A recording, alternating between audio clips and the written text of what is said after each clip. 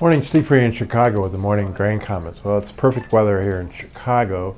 Over the night, most of the rains across the Midwest were across the southern U.S., and today that's about the same forecast. Here in the northern part of the Midwest, we could get some rains over the weekend.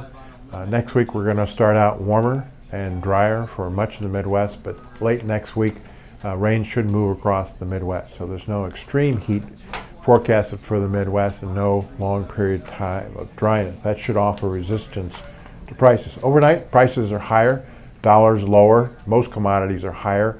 Looks like the positive parliament vote in Greece, maybe some better economic news out of China is weighing on the dollar and helping some of the other currencies, which might be helping commodity prices at 13-year lows. We still saw a lot of news out that because China's a lesser buyer of commodities, we could see more weakness in commodity prices in general in the future. As far as other news, export sales today, wheat expected to be 200,000 to 400,000 tons. More talk of less global demand, and our prices are too high. Corn export sales, old crop 200,000 to 400,000 tons, 300,000 to 500,000 tons. Problem is, we heard overnight, South Korea, a big buyer of corn, bought cheaper corn out of Brazil.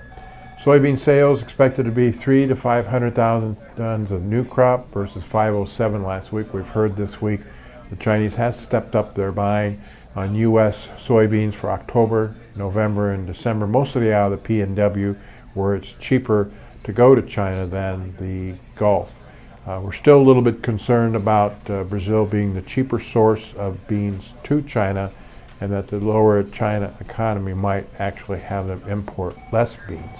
One thing we're going to be watching a little bit is the dryness in northern China plains, and just see if that affects their corn crop, especially.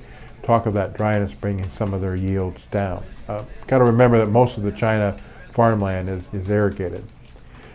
Other than that, we saw June Argentina and possibly July Argentina soybean crush higher than a year ago. They're feeding that meal into Europe, and there's talk that Europe may be awash in meal and trying to slow down some of their future purchases. Here in the United States, we also noted that hog and cattle margins are dropping. That could reduce the demand for feed grains. And we're also noting that soybean meal basis is starting to weaken a little bit. Some of the competitive proteins are cheaper than soybean meal here in the United States. So anyway, it looks like okay weather.